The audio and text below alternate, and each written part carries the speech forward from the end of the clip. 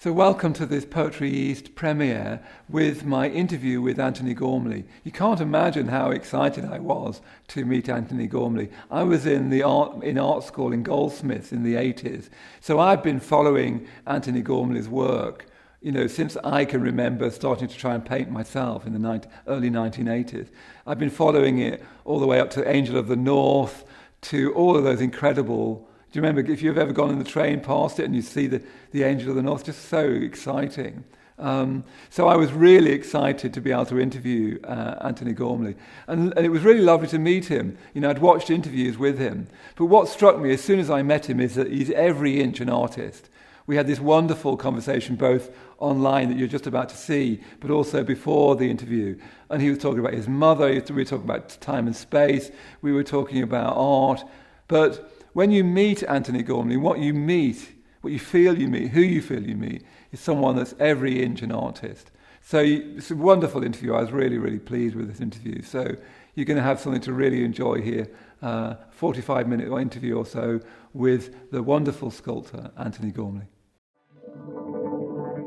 I thought we'd do, Antony, my idea for talking to you was to try to find a sort of thread through your work, because there's so much to talk about. But I wanted to start with bodies, and I wanted to start with your body, which suddenly sounds slightly suspicious. But never mind, I wanted to start. The current climate, you think, oh, really? Anyway, I would do. And I thought we'd start with your body being born. It starts to sound a bit mad, but your body being born. I'm aware, for instance, that you're in a large family, you have 7 children, one of 7. You're a very Catholic family.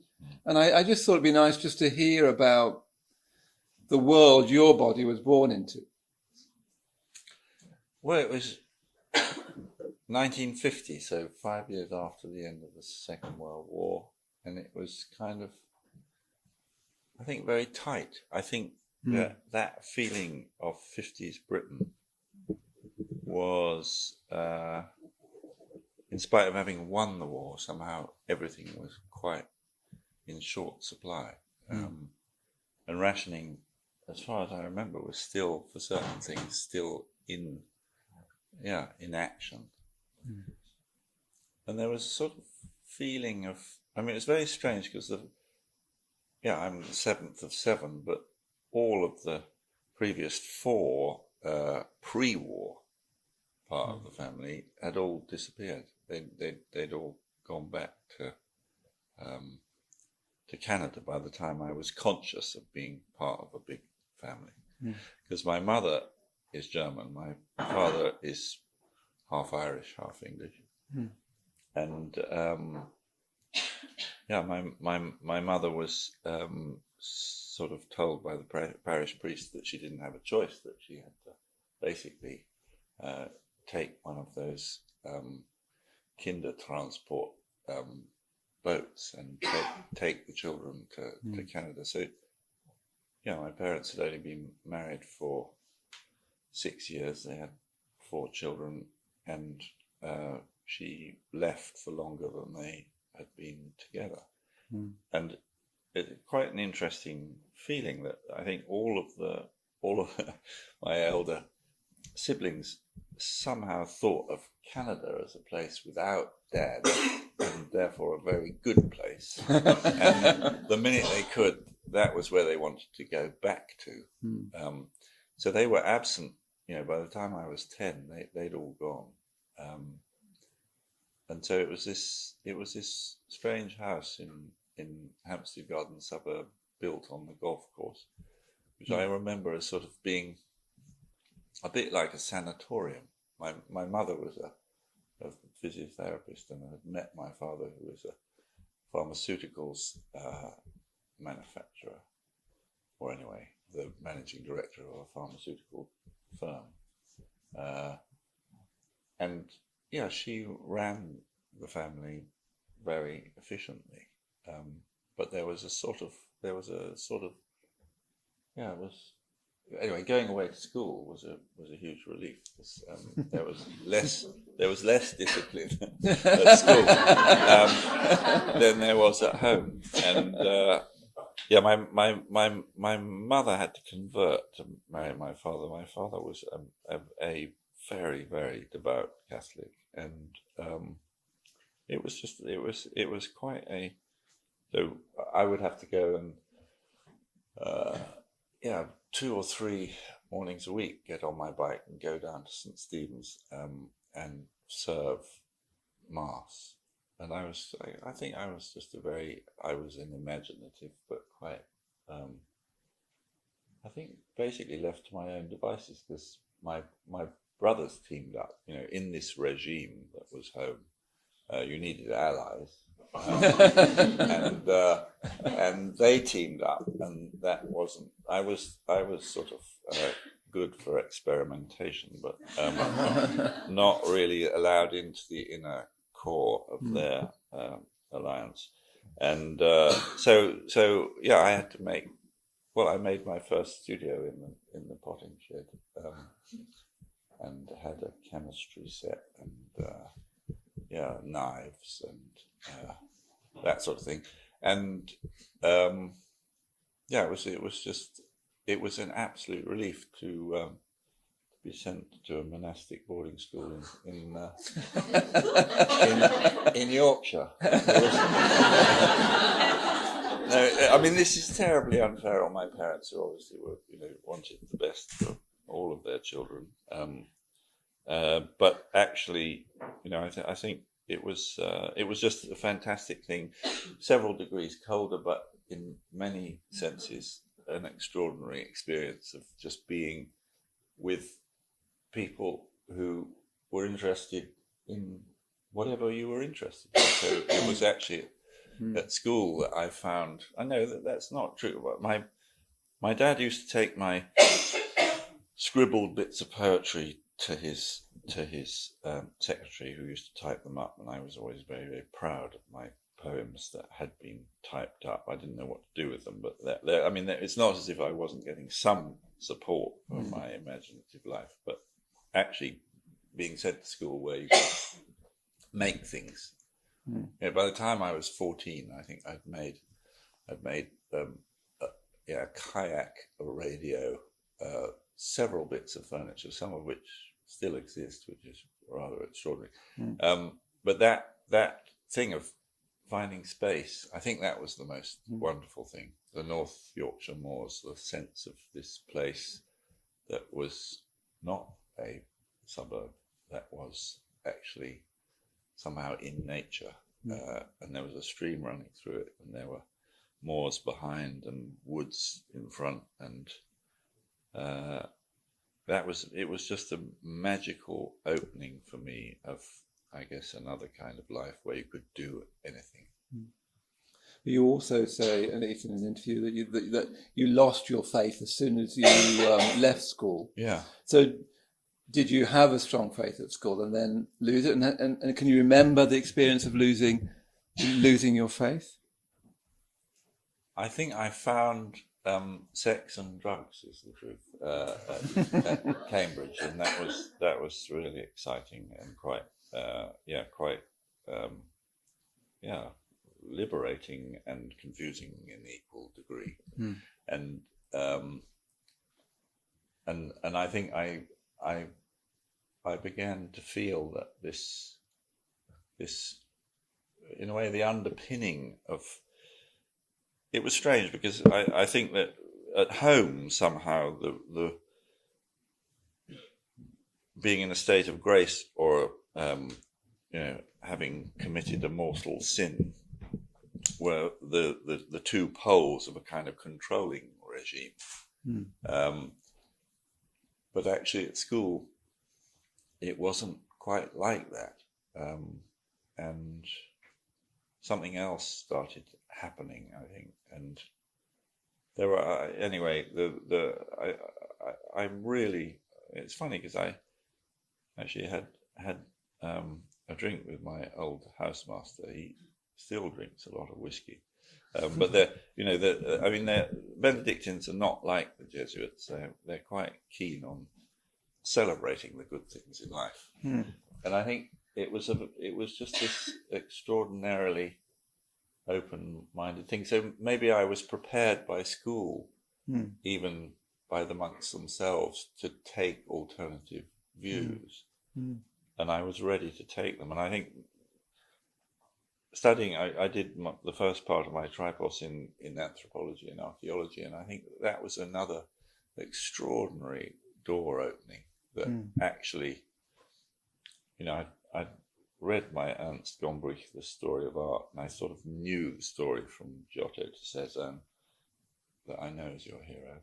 But there were other stories in a way. There were other stories, and learning about the Kula Ring, and the extraordinary, just discovering, the carvings of the Sepik River in Papua New Guinea, realizing that there were whole other traditions of making things that actually had nothing to do with this obsession of making a cogent kind of picture of how things look, that there were other sorts of power that art could have that weren't sort of somehow to do with that. And I guess I put my Christianity in that same frame of, so this is a belief system that is peculiar to this history and this geography, and maybe I've got to leave it behind in order to find what is true for me. And I at Cambridge, I think I started getting interested in other religions, but certainly other forms of, I think, exploring what is consciousness. And we were reading, I think the Tao Te Ching, so using the I Ching, reading Lao Tzu, looking at the writings of Allen Ginsberg and Watts and Suzuki, and beginning to read books like 7 Years in Tibet or Alexander David Neal. And so, after the thing I wanted to do most, aged 18, was to go to India, and that's what I did. So the first long vacation, I went east. I mean, that's the other body I wanted to talk about, is that those sleeping bodies that you saw in India, someone sleeping in the street covered by a dhoti. And I think it's called, your 1973 sculpture, Sleeping Place, which I think only exists, doesn't it, in photographs now. Yeah. But I wanted to go to that body. That was my friend. I came back and I just got Nikki Chubb to lie on the floor and just covered her in an old hospital sheet dipped in plaster. And it was very much, I think, the memory. I mean, I just found that incredibly moving. That I lost, I lost all my money. Well, it was probably relieved from my control by somebody, but anyway, in Calcutta, and had to live on the streets for a couple of weeks, and I found that an extraordinary experience, because I was immediately welcomed into this community of people that did that all the time, who told me where to go to get, chapati and dal, and where good places to sleep were, where it wasn't too noisy and not too windy, and I just still remember that vision of Howrah Station and these really beautiful abstract shapes that were just sleeping bodies covered in a thin membrane of a dhoti, so part of your clothing that's just redistributed, that makes this tent in which the structure is actually your body, but somehow this form makes you become abstract. It's like a shell, like a seashell, but very thin, very, very delicate membrane. And suddenly, here are these things that are, in a way, human and not human, that are right there along with the bullock carts and the bicycles and the rickshaws and the trucks. But they're respected. And that was a really strong vision of sort of, well, what does a human being need? And, sometimes you just have these two, pair of sandals just parked by, or a radio even parked by the head, or what you thought was the head end. And, you didn't know sometimes whether the person on the other side of the membrane was alive or dead, sleeping or awake. So this idea of this membrane, just the idea of well, now I talk about it like this, but I wouldn't have talked about it then. But just, I guess, the fragility of life. But then this thin membrane that declares something that is both particular, intimate, fragile, but also somehow seen in collective space. And I guess that's why I wanted to make that as a sort of materialized memory. I mean, it seems really important for your work, Sleeping Place.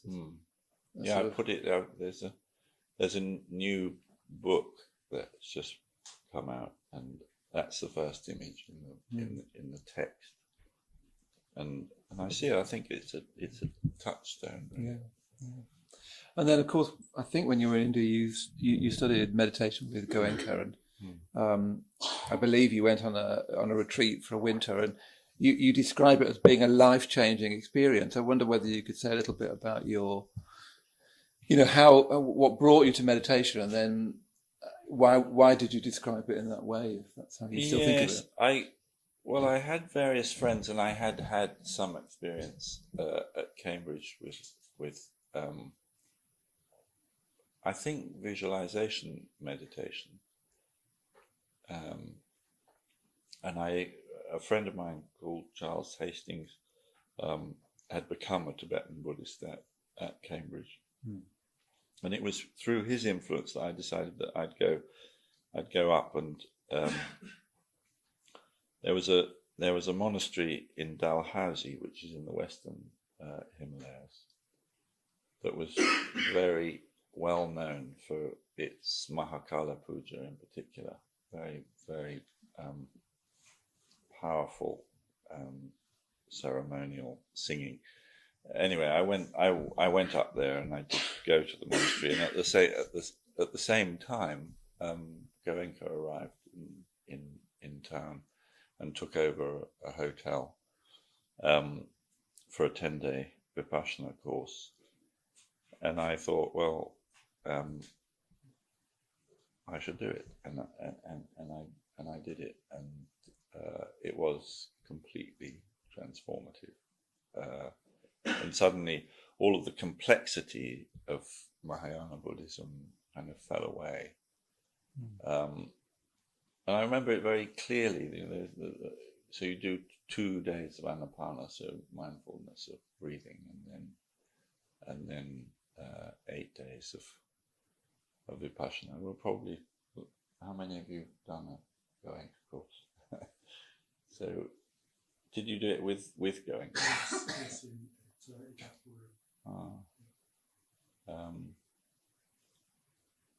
but it was a I think this.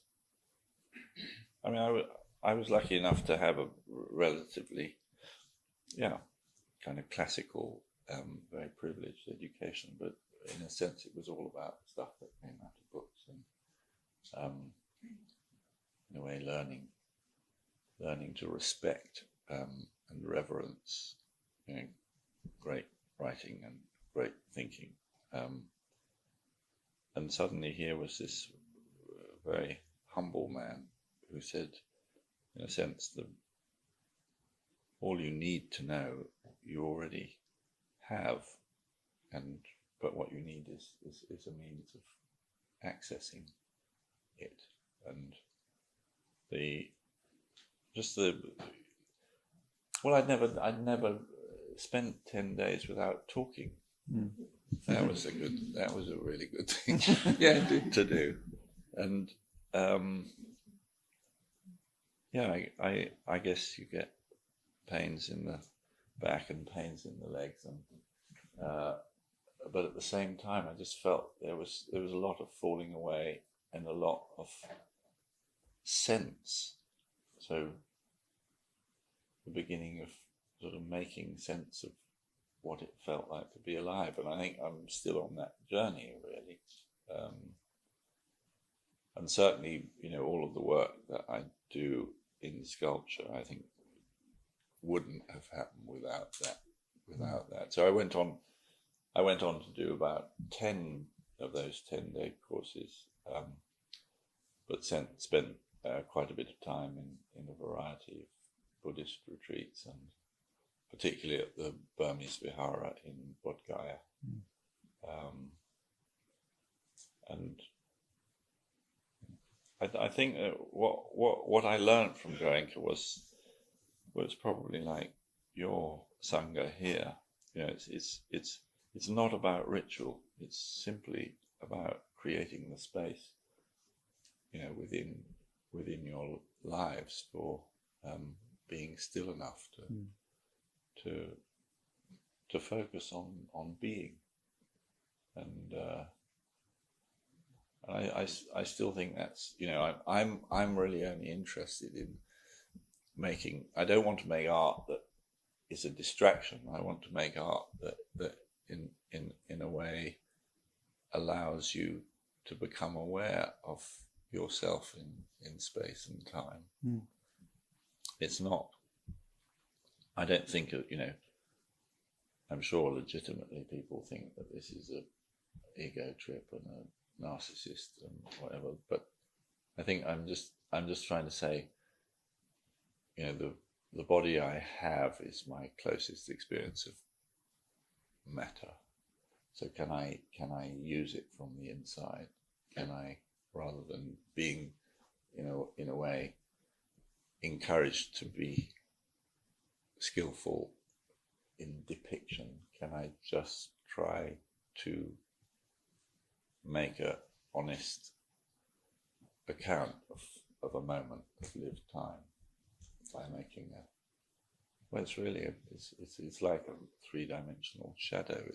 It's something that comes from a real event in time of a real body. And can you capture that? And how important is Buddhism for you in that? That. Well, I think Buddhism was the key, and I think the experience of being molded. I mean, I showed you just that slide of the top half of me, but I mean it's the absolute opposite, I think, of you could say the classic view of a male European sculptor. I'm not, as it were, making an idealized female body at arm's length out of a block of marble. I have to be very, very still, and in those years we've given up molding now, but in those years you have to spend an hour or an hour and a half in the whatever position you've chosen, and I don't think I could have done that without having done 10 Vipassana courses.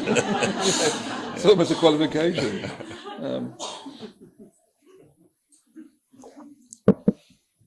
I mean, would you? I don't know whether it's sort of pushing the question too far, but would you describe yourself as a Buddhist or influenced by Buddhism? I'm more of a Buddhist than anything else. Certainly more of a Buddhist than Catholic. I'm very reluctant to be, in a way, I'm not a clubbable person. Maybe that's because my brothers wouldn't let me play with them. But I feel like tonight, it's just really nice to be with you lot, because I think I feel very at home. But it's funny, I'm still reluctant, having, in a sense, I still think of declared religious affiliation as somehow,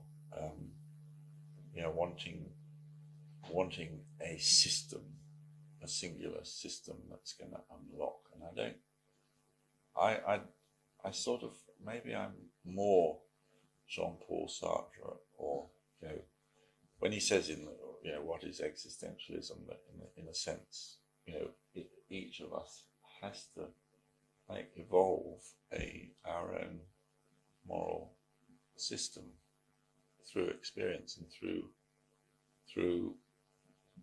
meditating or contemplating what the results of our actions are, what the consequences of our actions are. And I think that self-determination, I think, well, my attitude to the Buddhist teaching is that he wants us to be self-determining, and this is the absolute opposite, in my view, of a Bhaktic religion, and certainly the opposite of Catholicism, where, in a sense, through reciting novenas to Mary, Mother of God, or to this saint or that saint, you can guarantee yourself a position in heaven. Well, that's not self-determination, in my view. I think that the Buddha's message is, we can release ourselves from the cycle of suffering and rebirth. And I think that is, that's a call to a innate potential in each of us to realize our potential. And it's not this thing of escaping from self. I think that there's another way of looking at that. For me, I think the job that we are all doing is trying to make a self. But of course that self is also the product of all our relationships with other selves. But for that to be meaningful, we have to be somehow a meaningful point or axis point, transmitter in a collective. And I think,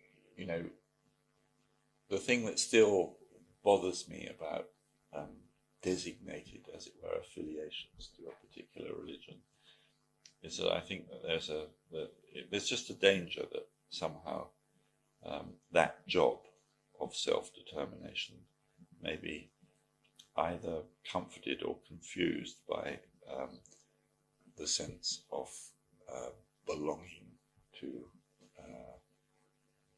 maybe a rule of law or a ritual, a series of ritual practices. And yet that sense of belonging, to go on to other bodies, is very, especially as your work has developed a lot, hasn't it? So, I don't know, I'm thinking of all the people who made those fields, the Mexican workers, and then in Australia you've, used the people who live near Lake, I can't remember. Lake Ballard. Yeah. Yes, increasingly you've wanted, it seems to me, to move beyond the individual with their, which is so much our focus now on our individual wants and needs, into a sense of community. Even your sense of the studio, I'm struck by the fact you all have lunch together. So you seem to have been sort of moving towards ever greater sense of belonging in your work. Yeah, I think community is the most important thing. I think we are only of value insofar as we help. I mean, in on the one hand, making a self, we make other selves possible. And I mean, in terms of the work, I think that for me, one of maybe the most important things is actually the community that makes the work possible. And was now, it's over 20. I was in London, and the same amount up in Hexham, where the Northern studio is. I think I that first sort of experience of the North was really important to me, going up to Yorkshire for school, and I think it's stayed with me. And the studio up there is a really important community that balances, in a way, the central London studio. But I think that sculpture, well, the kind of sculpture that I'm most interested in, which in a way often comes from cultures that don't have writing and don't have armies and don't have grain stores, but somehow make extraordinary architectures and extraordinary, complex mythological narratives. They're all created collectively. And I think that power of coming together to do something that isn't actually about food or money, or the expression of dominance over nature, but is actually about making something that makes life more alive. On the whole, is collective. I mean, I think I sort of think the 20th century, on the one hand, art was liberated from serving power in the 20th century, but it then became individualized. When we think of Mondrian, we think of Cézanne, or we think of Brancusi or Giacometti. These are all singular individuals who were able to sort of give meaning to their lives by making things that were absolutely determined by them in terms of value. But at the same time, they retreated into these spaceship studios. And then, curiously, that then became interpreted, and there seemed to be a kind of link between what they represented and those in a way unique examples of self-determining lives were then turned a bit like saints into the kind of worshipped idols in institutionalized art. And there's a weird thing that, anyway, I guess to break out. I guess I want to think.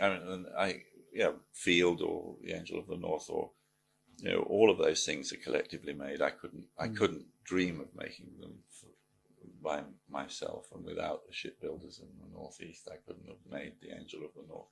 And that was so much about a community that had been told that it had no meaning because Thatcher closed all the coal mines, but very soon after that, all the shipbuilding stopped. Swan Hunters was closed, and 2 other shipyards were closed. And suddenly, this whole community that existed and really been the core, the crucible of the Industrial Revolution, and that extraordinary relationship between coal, iron, and engineering, and that in a way Britain led the world in that industrial revolution and our capability of making ships and bridges and locomotives. Suddenly they were told, no, you're over. We're going into service industries. We will make financial instruments. We don't need you anymore. And furthermore, we're going to actually annihilate all that physical memory. We're going to turn all the slag heaps into new landscapes. We're going to get rid of all the winding. I mean, it's absolutely extraordinary. This history that is, in my view, as important as the Gothic cathedral, suddenly absolutely annihilated from our landscape. So the need to say, look, the experience of 250 years of hundreds of men living and dying underground in the dark, working in intolerable circumstances, we can't allow for that collective amnesia, but furthermore, we can't allow for those skills not to be celebrated somehow. I mean, I'm talking like a politician now, but at the time it was just we had this maquette and we put it in the back of a Luton van and we just went around like Hartlepool and Middlesbrough and Newcastle, saying, how can we make this? Can you help?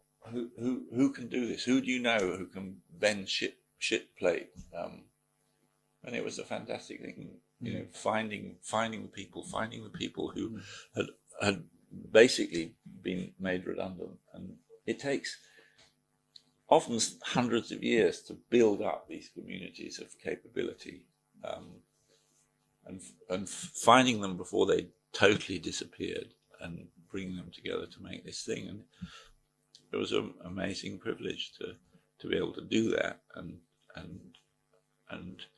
in a way then reposition art as a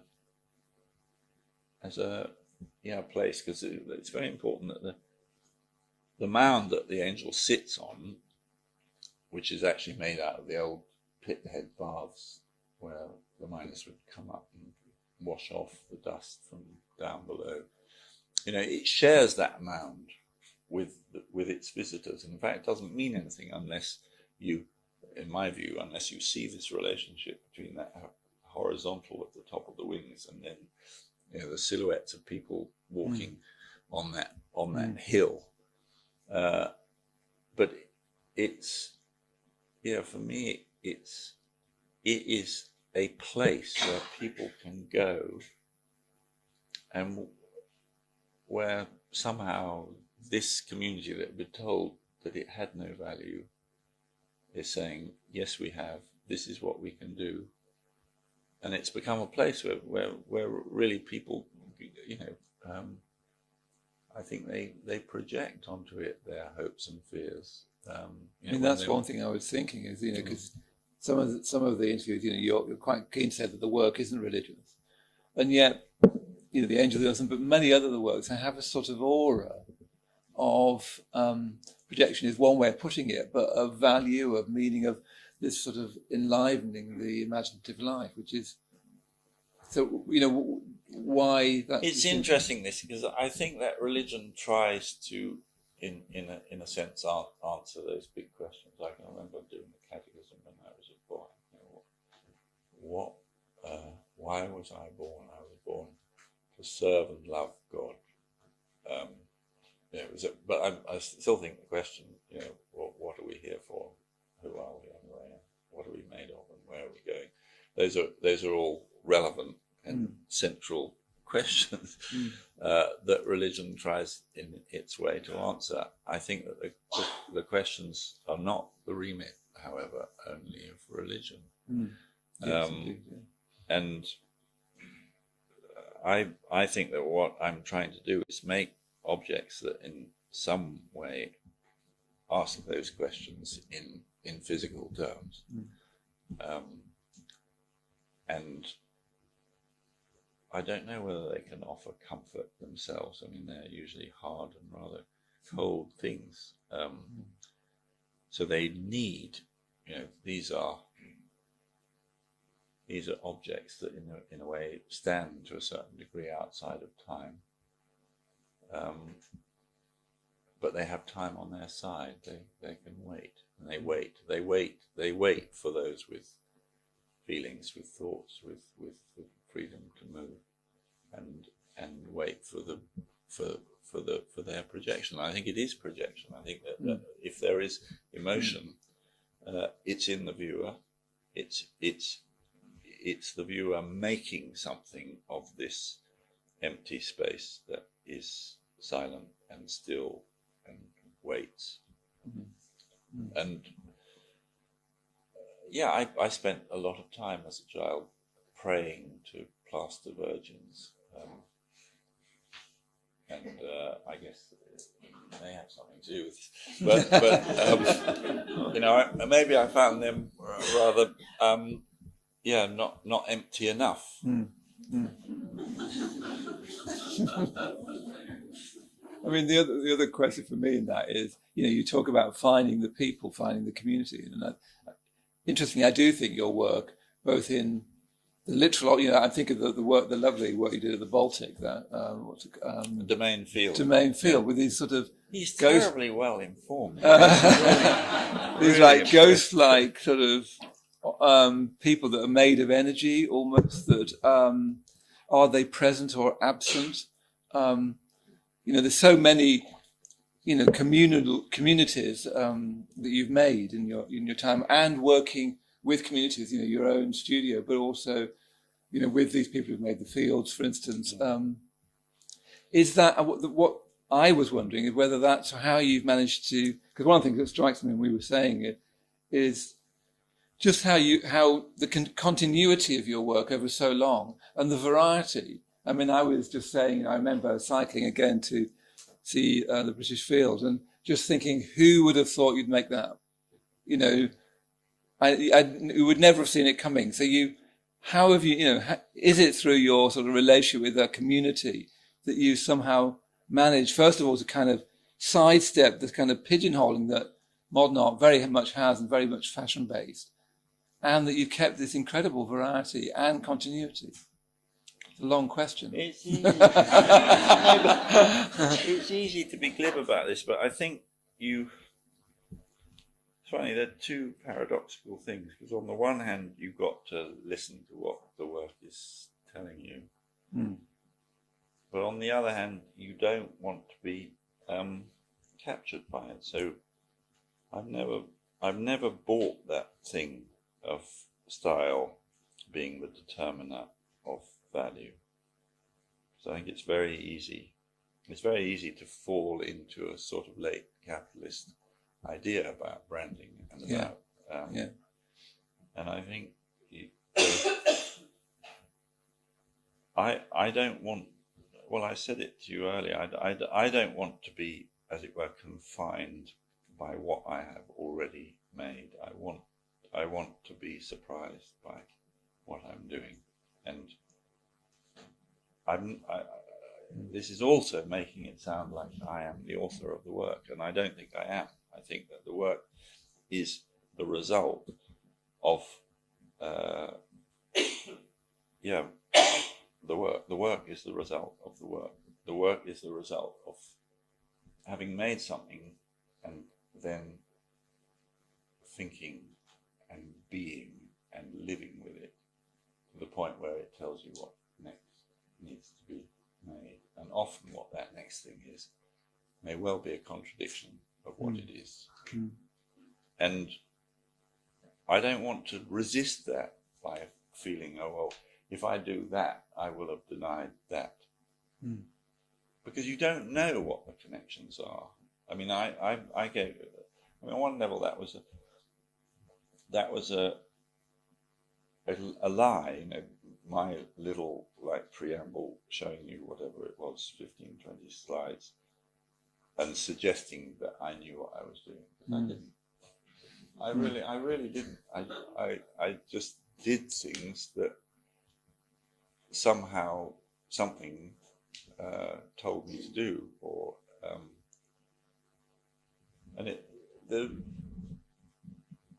I think it's just it's an amazing thing to me that these patterns of obsession, you might say, or continually returning to, well, there's this issue of the edge, for instance.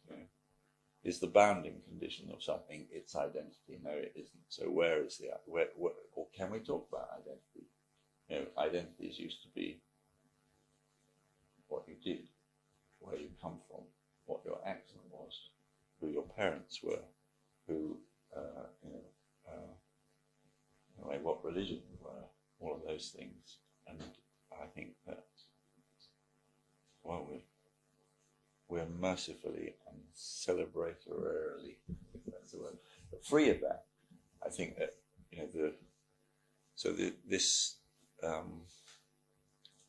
I want to make things that are in a way, catalysts for this, on the one hand, freedom, and on the other, responsibility to search out some kind of truth that you might be able to live, rather than making images or trophies or signs. And it seems to me that that's what you've done, but you still have a faith in art. I think art, in a time where I'm sorry to say this in this company, but I think that organized religion, let's put it that way, has failed us. I think politics continues to obscure us from real needs, and I think art, as an open space that has freed itself, hopefully, from the politics of power or serving power, is an open space which hopefully can be shared and is about providing tools of self-determination. I mean, that sounds like a highly instrumentalized idea about art, because there will be people who say, no, art, that's not what art is for. Art is about, in a way, escape. It's about giving you a kind of window on in a way, an alternative. And I'm not sure that anyway, I think that for me, the adventure of making art is not dissimilar to what scientists do, in a sense. It's an examination of reality. They do it in entirely material terms, kind of a empirical experimentation with matter or energy. And I think that art does it in another way, and says, can we look at the world like this? But you don't have to do it the same way all the time. It's a great place to finish. Thank you very much, Antony Gormley.